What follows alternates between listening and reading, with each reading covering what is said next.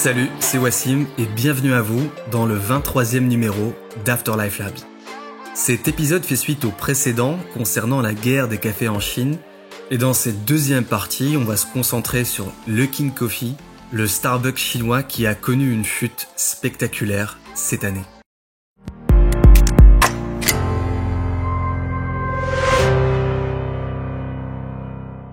Alors, Luckin Coffee, c'est la start-up au développement ultra rapide qui voulait détrôner Starbucks. Créé il y a à peine 3 ans, Luckin Coffee a connu une croissance folle grâce au soutien financier d'investisseurs étrangers. L'enseigne compte en Chine plus de 4500 points de vente, contre 4200 environ pour Starbucks, son concurrent direct, implanté dans le pays depuis 1999. L'enseigne s'est rapidement introduite sur le Nasdaq en mai 2019 où elle a pu lever 650 millions de dollars. Sa capitalisation boursière a ensuite atteint un record de 12 milliards en début d'année avant de s'effondrer et de ne plus valoir que 350 millions. Récit d'un fiasco.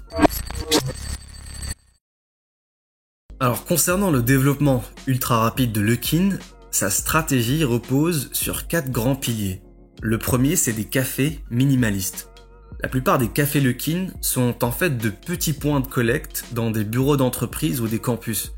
Ils n'offrent pas de place assise, mais sont uniquement taillés pour réaliser des boissons et soit laisser le consommateur venir les récupérer, soit les lui livrer directement. Le but des points de vente Luckin est d'être le plus près possible du consommateur. Le deuxième pilier, c'est les réductions très agressives. Le marketing de Luckin est axé sur les coupons de réduction et les remises.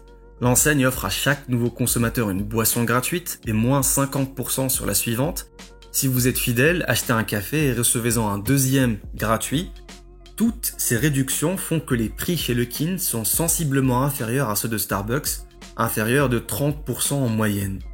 Et l'entreprise a réussi à attirer par là une clientèle fidèle pour qui le prix est un critère d'achat important et qui n'a pas forcément le temps de s'asseoir et de boire un café sur place. Le troisième pilier, c'est un positionnement moins prestigieux que Starbucks.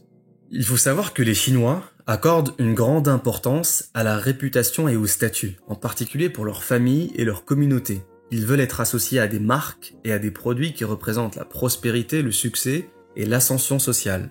Alors Starbucks s'est positionné comme la marque de café premium en Chine. L'enseigne facture même des prix 20% plus élevés en Chine que dans d'autres parties du monde. Starbucks choisit des emplacements très haut de gamme pour ses cafés, notamment des centres commerciaux de luxe et des tours de bureaux emblématiques. Face à cela, Luckin a emprunté une voie complètement divergente. Ces espaces sont en général plus minimalistes, certains n'offrant même pas de table, pas de comptoir ni même de caisse enregistreuse. Les consommateurs ont tous précommandé et payé leur café à l'avance via une application mobile et n'ont donc besoin de passer que quelques minutes au sein des cafés Luckin. La cible est claire, c'est les étudiants et les cols blancs pressés. L'économie réalisée dans leur boutique permet de faire baisser le prix des produits proposés et donc de mieux répondre aux attentes de cette clientèle. Et enfin, le quatrième pilier qu'on avait déjà abordé précédemment, c'est la livraison en moins de 20 minutes. Les différentes enseignes de café sont en train de se livrer une vraie bataille dans les grandes villes de Chine pour disposer du meilleur système de livraison. Et ça explique le maillage très serré des points de vente Luckin qui a fait de la livraison rapide l'une de ses propositions de valeur principales. Luckin Coffee coopère avec le deuxième plus grand service de livraison en Chine, SF Express, pour livrer les commandes aux clients dans un rayon de 2 km autour de chaque point de vente. Et ce modèle convient très bien à la vie trépidante des citadins chinois. Le groupe qui a été fondé il y a seulement 2 ans s'est rapidement introduit sur le Nasdaq en mai 2019 où il a pu lever 650 millions de dollars.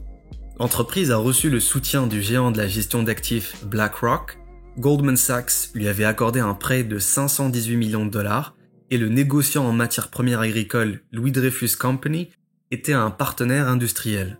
Négociées sous le symbole LK, les actions Luckin ont été d'abord évaluées à 17 $ la veille de son introduction, mais son cours est vite monté aux 25 $ lors de son premier jour sur les marchés. Sa fondatrice, Jenny Qian, qui possède près de 17% des parts de l'entreprise, a été élevée au rang de milliardaire pendant quelques minutes avant de décliner aussitôt. Elle termine quand même cette première journée avec une fortune estimée à 800 millions de dollars. Cette cotation au Nasdaq a donné à Lukin la dose de caféine nécessaire pour accélérer sa course à l'ouverture de points de vente en Chine, et sa capitalisation boursière n'a cessé de grimper de 4 milliards à 12 milliards en 2020. Le fonds spéculatif Muddy Waters avait encore une fois vu juste. Muddy Waters a été fondé par l'investisseur américain Carson Block et a fait ses armes en dénonçant les malversations comptables d'entreprises chinoises cotées en Amérique du Nord comme le Sino-Forest Group et NQ Mobile. Son principe de fonctionnement est simple, rédiger des notes contenant des informations gênantes, souvent des allégations de fraude ou de mensonges à propos de l'entreprise ciblée, tout en prenant eux-mêmes position en vendant les titres de la société concernée. En gros, c'est des short sellers. Et les notes d'analyse de Muddy Waters sont publiques et accessibles gratuitement à tous sur son site internet afin qu'un maximum de personnes y aient accès. Et pour l'anecdote, Muddy Waters s'est notamment fait connaître en France par ses prises de position à la baisse sur différentes sociétés dont Casino.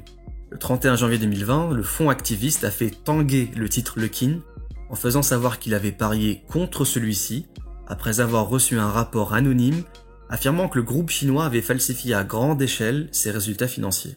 Sur des bases jugées crédibles par le fonds, ce rapport affirmait que depuis son IPO, Lukin était devenu un véhicule frauduleux, à la performance opérationnelle et commerciale totalement fantaisiste. Ce rapport cité par Muddy estimait entre autres que le nombre d'articles vendus par magasin et par jour était surestimé d'au moins 69% au troisième trimestre de 2019 et de 88% au quatrième trimestre de 2019. Et ça, c'est en se basant sur plus de 11 000 heures de vidéosurveillance des cafés Lukin.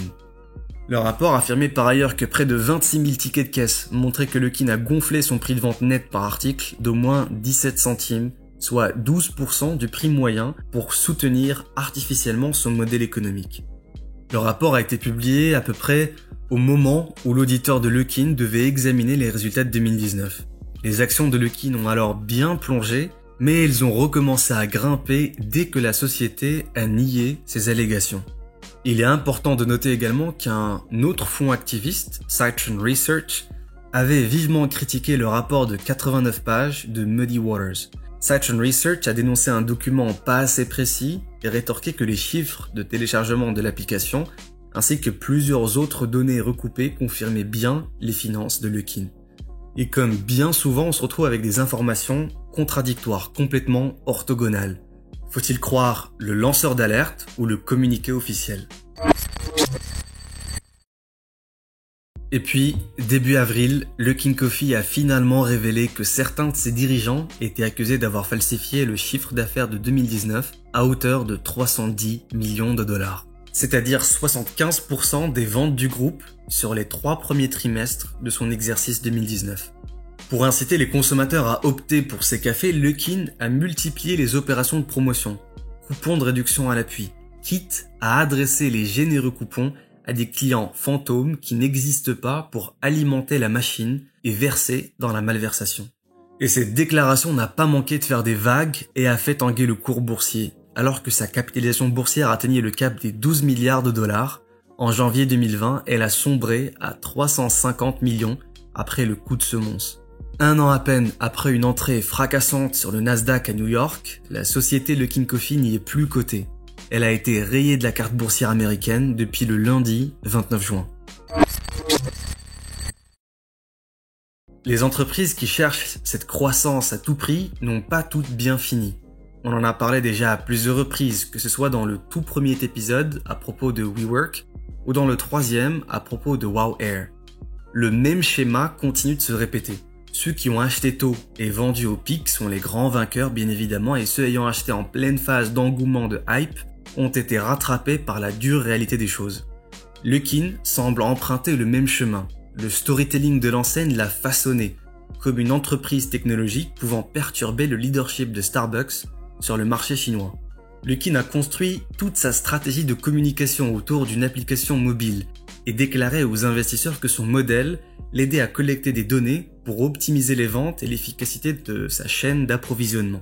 Bloomberg se demandait par exemple en 2019 si Luckin était un fournisseur de boissons ou une entreprise technologique, parce que son prospectus d'introduction en bourse tentait de faire croire à l'entreprise technologique. pour qui il est plus acceptable d'avoir des charges 3 fois supérieures à ses revenus. Et ça, c'est en prenant les revenus frauduleux dans le calcul, sinon le bilan est encore plus catastrophique. Dans les faits, Luckin est une entreprise aux grandes ambitions, mais qui n'a pas encore trouvé le juste équilibre de son business model. Elle n'a pas encore réussi à fidéliser ses clients autrement qu'en subventionnant leur consommation. Et tant qu'il ne sera pas parvenu à cela, son avenir restera très incertain. Encore plus aujourd'hui que son image est ternie par le scandale de ses livres comptables. Aux États-Unis, la chute du spécialiste du petit noir a même relancé le débat de l'exclusion de sociétés chinoises des bourses américaines. C'est dire la gravité de ce scandale financier. Et voilà, on arrive à la fin de ce 23e épisode, j'espère qu'il vous aura plu. N'hésitez pas à lâcher un petit like si c'est le cas, à vous abonner à la chaîne. N'hésitez pas non plus à vous inscrire à la newsletter sur afterlifelabs.co. Et quant à moi, je vous dis à bientôt pour le 24e numéro. Ciao!